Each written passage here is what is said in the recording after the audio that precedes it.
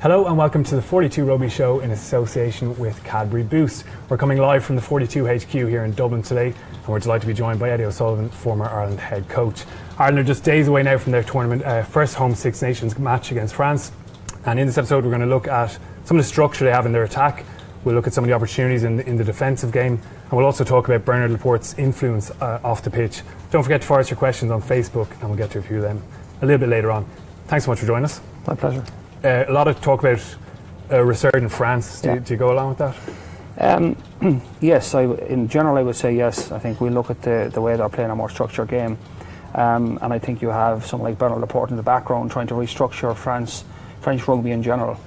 So there is some sort of resurgence, but the trick for France is to stay on a consistent path. And I think for me the interesting thing about this Six Nations was we saw how good they were in Twickenham, even though they lost. It was a very disciplined, a very structured French team.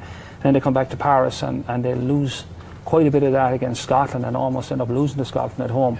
So we can talk about this in terms of the weekend, but which French team shows up again? Is it the team that really played well in Twickenham or the team that kind of faffed about a bit in Paris? And I don't know the answer to that until they arrive. It is a bit of an age-old debate, but I mean, in terms of the last couple of years, this France team is one that underperforms. We can say that much now. For sure. Look at the Six Nations results. Having not finished above fourth for 5 seasons is unbelievable. In fact, I think one season finished at the bottom of the pile, no wins. That's incredible. And I think there were alarm bells in France at the time. The solution is a complicated one, but Laporte has taken it on himself now to fix this. He's become president of the French Federation. He's taken over from Camus, and he's got a vision for French rugby. It's not going to be easy to achieve because it involves the clubs releasing some of their power and grip over the players. But if anyone can get this done, it's Laporte, and I think already we've begun to see his influence in that, for example, the French players didn't play with their clubs last weekend. They were back, they were in camp in Nice, I think, and they'll be very fresh for that. This is a whole new thing for them, and it seems to have bound them together. They look like a happier bunch of guys now. They're playing more together, and the French kind of national team has begun to take more of a centre approach this time of the year. I mean, it seemed for some years there that the Six Nations was almost a disturbance for the clubs, guys to leave to go away and play and come back again, but that's all changed now, and this is Laporte's vision to get that balance between the club game and the international game and get France back to where they can be at international level. I mean, it was a crazy situation that guys were going away mid Six Nations while Johnny Sexton and the guys had their feet up. Totally, yeah. It was bizarre. Laporte is a strong character. I mean, he's working on a lot of other projects. He wants that 2023 World Cup in France. You saw them wearing the logo on their jersey. He's talking about central contracts. He's kind of scrapped the national stadium plan. So a lot of big moves in a short space of time. You obviously have a lot of experience working against him. Yeah. What was he like as a character? Well, he was pretty un-French in that he was a very structured thinker in the game. I mean, I think he's arguably the most successful French coach, or the best French coach in the modern game. The French team in the noughties when he was involved were a very difficult team to play. He did 3 things that was very un-French. One is he always picked his best 15 players, which they didn't before and haven't even since. They had a pretty structured game plan. They were very clear on what they wanted to do, and their discipline was excellent. The old French flaws, giving away silly penalties, was gone. They became very hard to beat. In terms of the noughties, they were our nemesis with Ireland. We beat them once in 7 Six Nations. We ran them close a few times, but they were very hard to beat. And I think when Laporte walked away and went to Toulon, the French team struggled afterwards, and you've seen the consequences of that. But he's back again now, not in a coaching role, but as a president. And in France, the president is the boss. What he says goes, and he will drive this until he gets French rugby at international level back on track. Yeah, I think it would be good for the global game to see them back to where they maybe were. Probably not good for us, but yeah, for sure. But good for rugby in general, because the French are a big brand in international rugby, and they've been underperforming woefully in recent years. It's not their MO, but they have a lot of problems. The big problem is the clubs control everything, and I think Laporte's trying to get some of that control back, but it's going to be complicated, and it'll be a process that will probably involve money be transferring from the union to the clubs to offset what they're going to get from the players. It's going to be a complicated process, but I think if anyone can get this done, Laporte is a guy who can get it done. Yeah, he wasn't afraid to put a little bit of early pressure on Guy Novez either. There was a bit of talk about Guy Novez possibly being out of a job, but he's reassured him now and says, look, you're there for the time being. Yeah. Are you seeing enough from this French side to suggest that there is going to be a short-term gain as well. Oh yeah, I mean already you can see there are changes to the way they play the game. But a bit, I suppose, like any team trying to embrace a new system, they are struggling to stay with it at times. We saw them in Twickenham, as I said. I think we saw it in Twickenham because it was a fear factor. They knew if they went to Twickenham and they were 15% off, they were going to get butchered. So they played with a sense of purpose, a sense of focus, and it kept them in the game. They might have sneaked that game, you know, and they were in position to win it. They go back to Paris then, and for some reason they're not as focused. Maybe it's been back in front of the home crowd, maybe it's a different atmosphere where you play more off the cuff, but they lost that focus that they had, and you know, could have lost to Scotland. And so for that reason, they're still not the finished product. So I think if they come to Dublin and play like they played in Twickenham, we could be in for a hell of a battle. But if they lose that sense of structure and focus and organisation with the ball, I think we could make dividends. I still think they're vulnerable without the ball, and that's another discussion. Yeah, we'll get to that. But in terms of what France are doing in attack now, it is interesting that a little bit more structure to the game allows them to play in a more traditional French way, I guess, because people are in the right position to actually use their individual skills. You have a good decision-making ability. The structure puts them in parts of the field where they have space and opportunity, and they're very good at that. Their big problem up to now was creating those opportunities, because in the modern game, it's very hard to create those opportunities without a structure. It's like a game of chess. You've got to play in certain parts of the field to create an opportunity in another part of the field. And the French weren't doing that. They were trying to create an opportunity every moment they got the ball. And in front of modern defences, that's very, very difficult to do. You have to be so dominant to do that. But they're beginning to go back to thinking now, yes, we have to play like other teams, we have to be patient, and we have to set teams up to exploit them. Yeah, well, one of the things we're going to look at is the shape they've built into their phase play attack, this 1-3-3-1 system.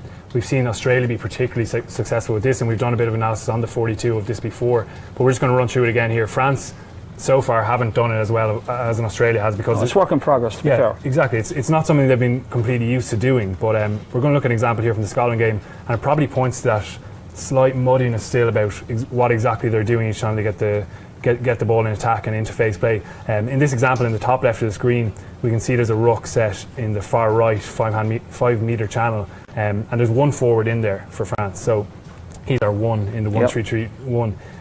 On the next phase in the top right of the screen here, we can see they get 3 forwards, a pod of 3 forwards, 1, 2 and 3. They're going to carry the ball, just hit it up again. There is a back holding at the back of that pod, so there is an option to go out the back door there, but I think with the defence in that situation in front of them, it's probably a good decision. There's not a whole lot of width on this next pod in the bottom left. Again, it's a 3-man pod of forwards. They're quite close to the ruck, so it's not exactly ideal. We're talking about them still getting used to this system and this structure.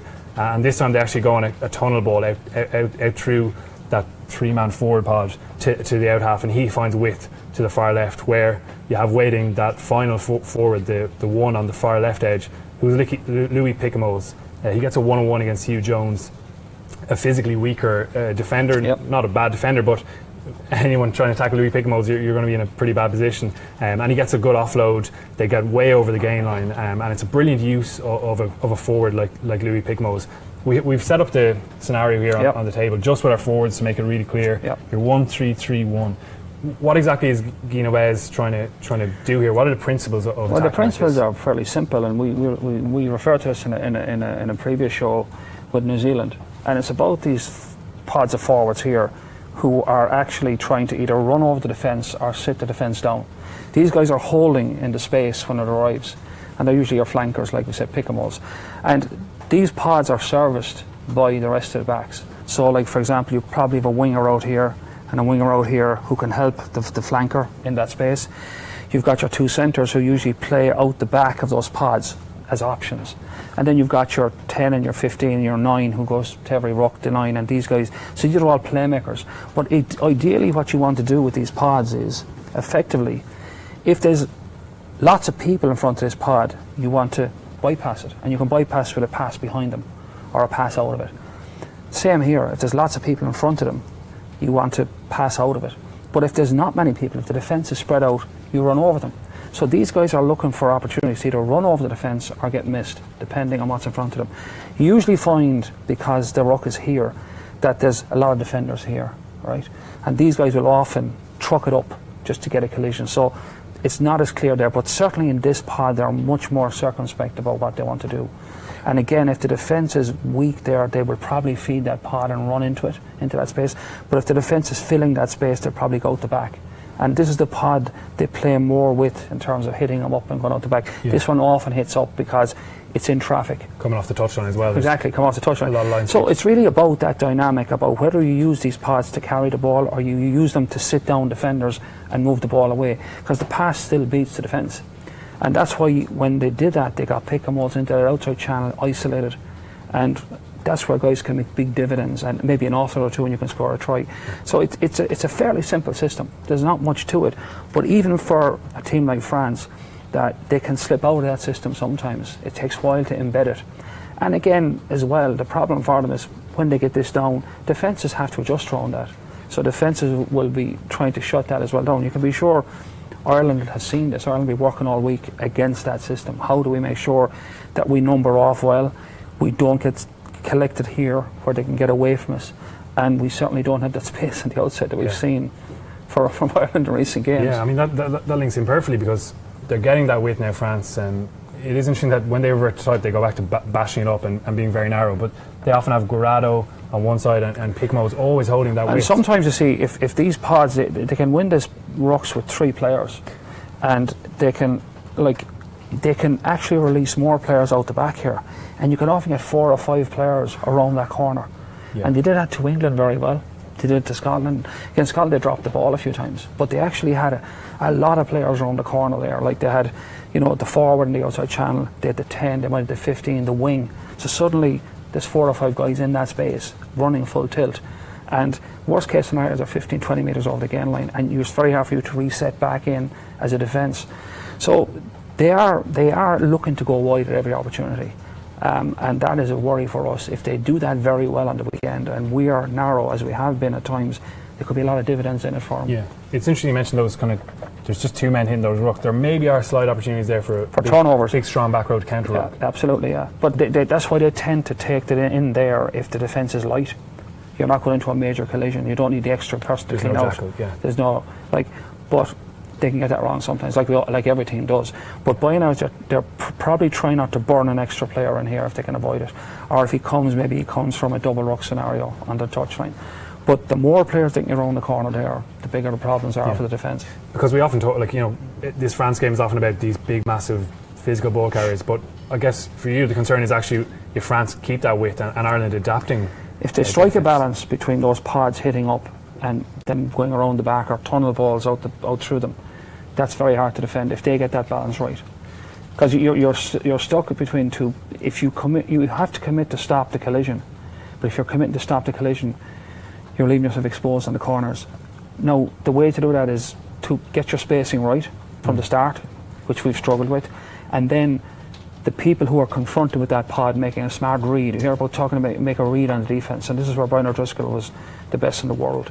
He made that read very early. He saw the trigger, whether they were going to hit it up or go out the back, and because he made the read early, he could sit down for the tackle if necessary, or he could push out. And that's where the smart defender comes in. See, defence is not about tackling. Defence is about making reads and then tackling the ball carrier.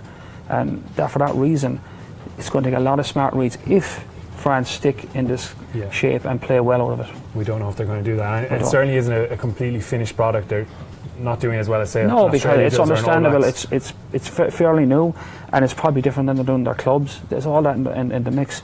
But when they get it right, they're a handful. Really dangerous. You mentioned those reads. I think Gary Ringrose has made a couple of nice reads over the last couple of games, but I guess he's the key man in terms of getting that width. He's the guy who has to drag that spacing out of everyone else. Well, the key guy in getting out is the guy on the outside of that. The guy on the outside of that pod. The guy who has to, if they truck it, make the tackle. But if they go out the back to push, he's to make that read. If he gets stuck in here and the ball goes out the back, then it's open country. But if he can hang off and make a good read, he can push out, and that closes off the corner. You lose some yardage, but it's not a jailbreak. Yeah. So the guy on the outside of that, the defender on the outside of that attacking pod has to be able to read early. They're going to hit the pod, and I can go up and help the tackle, or they're going out the back and I have to push. And if I push, I can bring somebody with me, and the defence kind of shuffles off that pod because it's not in play. If you shuffle off the pod and it's in play, you're going to get killed. But that's where the smart player makes the early read on the, and it's sometimes as small as the angle of the pass gives it away. When the ball is about to leave the playmaker's hands, you can tell whether it's going behind the runners or in front of them. If it's in front of them, they're going to truck it up. So you're more committed to it. If it goes out the back, you got to push. Yeah. Very, very small stuff, very detailed, but crucial at the end of the day against good teams. And points how important that individual ability is within a system. Correct. Big day for Andy Farrell's defensive system, I think. In terms of what you're seeing from the French defence, what are the kind of characteristics and traits you're seeing there? Still a problem for them. Like, of course, they're hard to run over. They're big, strong athletes. So pound for pound, it's going to be very hard to win collisions against them.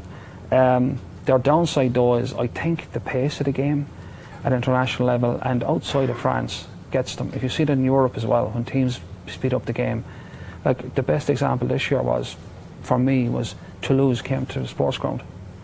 They brought the biggest possible team they could suit up, and Connacht just ran him off the park, and as the game went on, you could see Toulouse were running out of puff, and they couldn't get around the corners, and Connacht tore him to shreds basically by running him off the field. And that's the classic example. Now, it's not as simple against a French team who are fitter and bigger and stronger, but the principle is the same.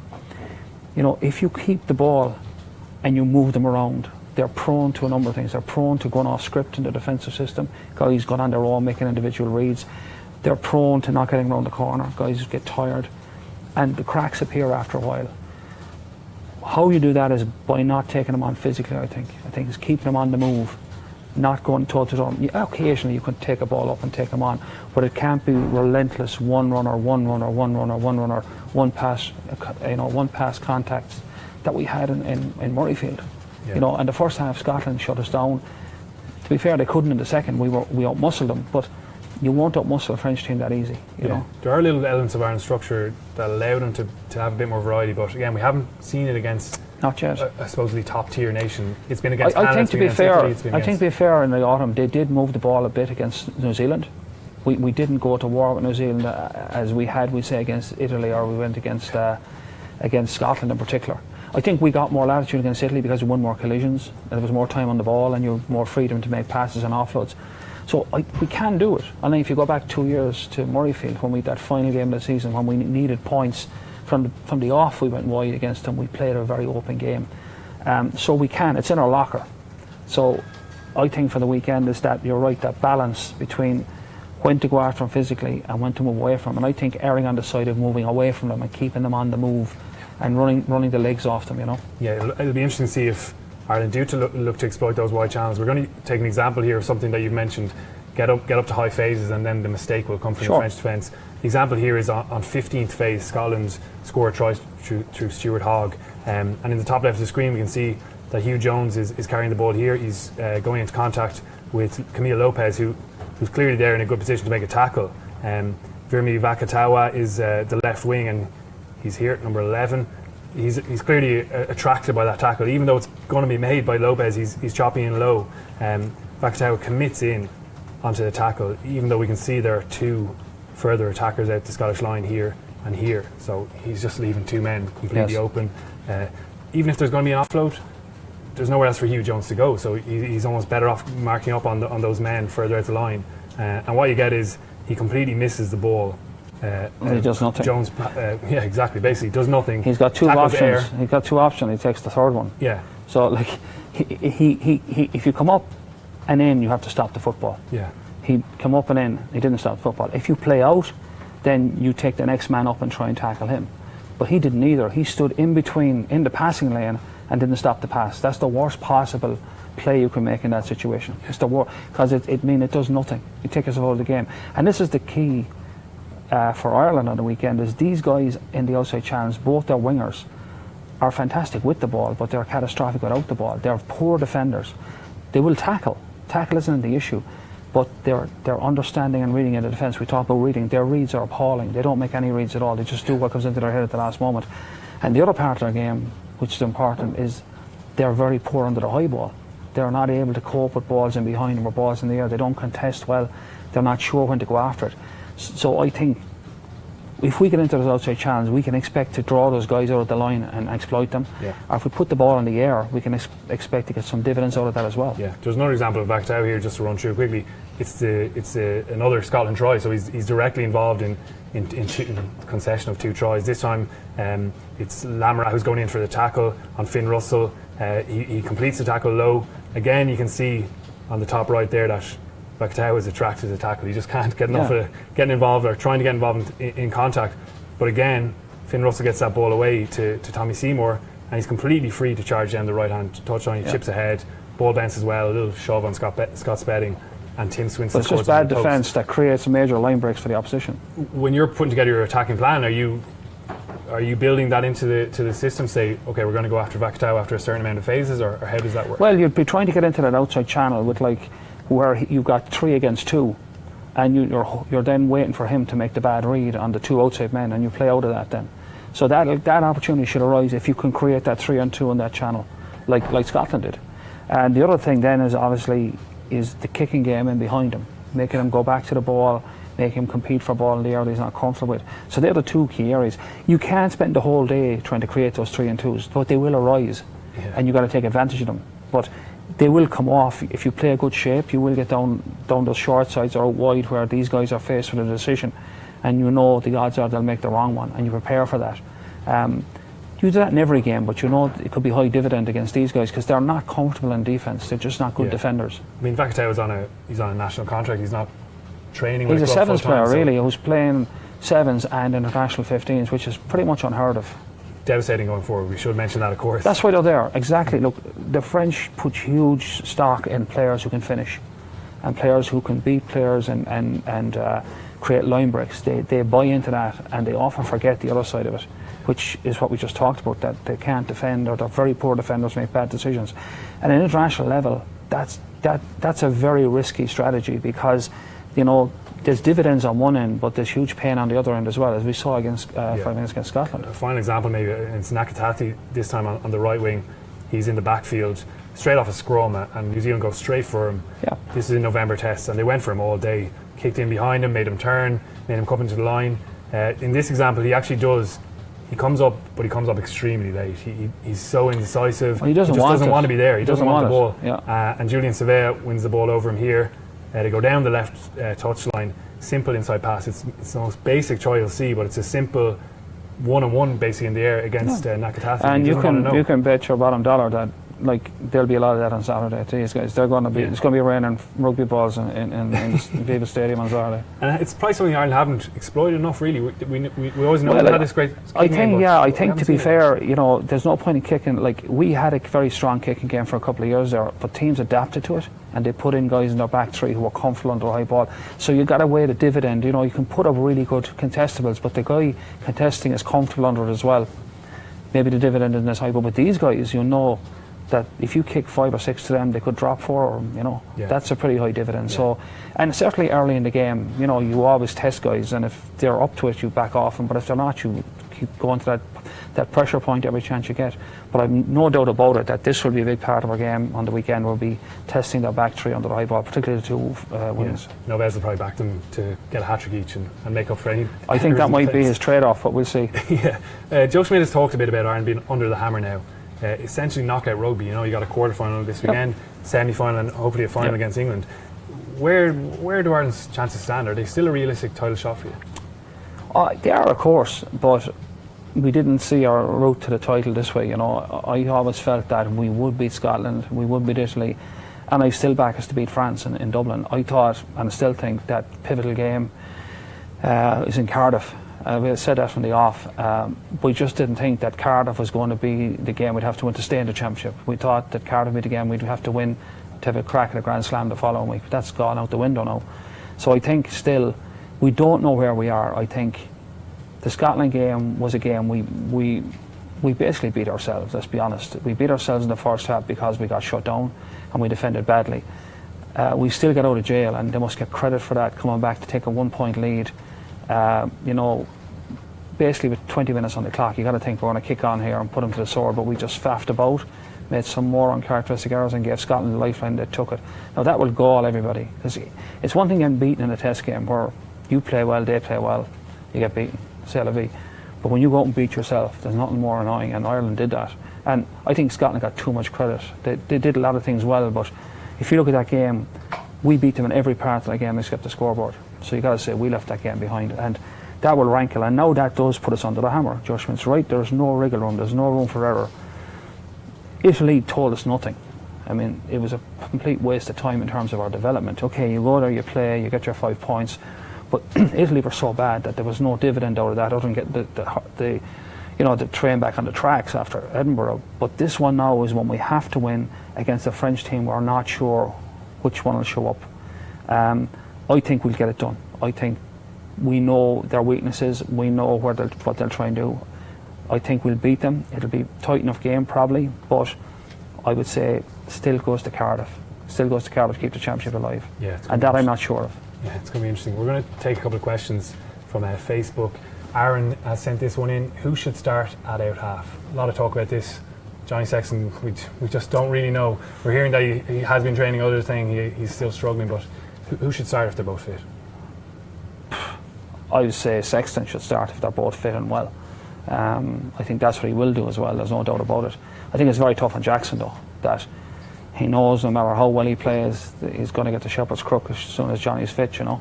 And that's tough on him. It's a tough place to be. Like, he's not really competing on a level playing field because he knows he's the number 2 regardless. But I think with so many chips on the table now, if Johnny's fit, he'll go in. And he's shown before, to be fair to the coach, he's shown that he doesn't need a big lead time in. He can jump in there and do a good job. Yeah. But we don't know if he's fit, so it's a moot discussion for the moment, because we've been told nearly a month ago that he was fit, and now we're still in the dark 3 days out of a test game, you know. So like, we don't know. Yeah. We shouldn't forget he's a world class out half. I think people, because he plays so little now, people almost forget how. He's played very little rugby for Ireland. Unbelievably important defender, runs everything. No, there's no doubt about his class and his calibre and his abilities, and he's, you know, his experience. Look, you can't take it away from him. That's why it's frustrating. He's been injured so much. Probably not. He's the most frustrated of it. But it's been difficult for Jackson, and it's been difficult for Ireland. It's been difficult for supporters not knowing where we stand.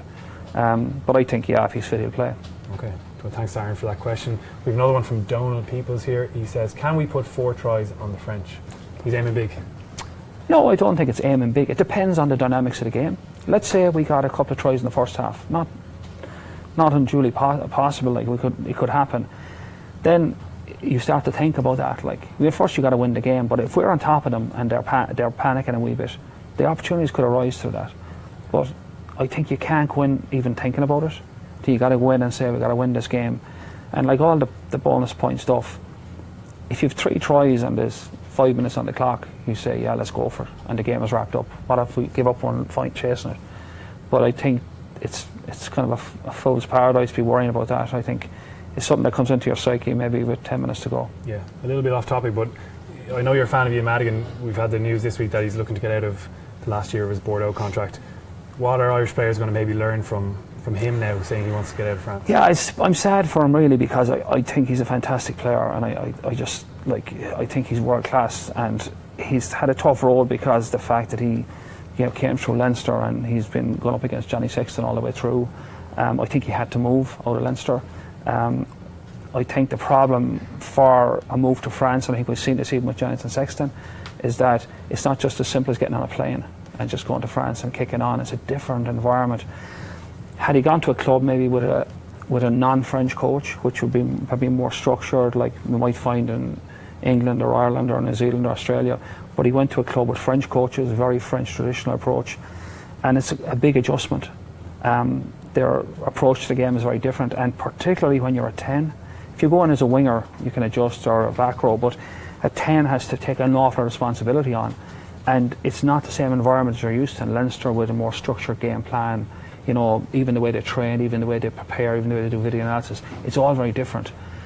So it's just not as simple as, say, changing clubs, particularly if you're a 10. And I think he's probably found an adjustment probably too difficult, you know, and not enjoying his rugby. So it's understandable, but it's a pity. You want this guy to come through again for Ireland, because I think he's a class act. And it's a pity now that this hasn't worked out for him, but it's not the end of the world. I think if he gets back even to England, into a different environment, he could thrive there for sure. Yeah, best of luck to him. Unfortunately, that's all we have time for. Eddie, thanks so much for joining us. My pleasure. And thanks to everyone for tuning in. We'll be back next week to look back on the France game. Catch you then.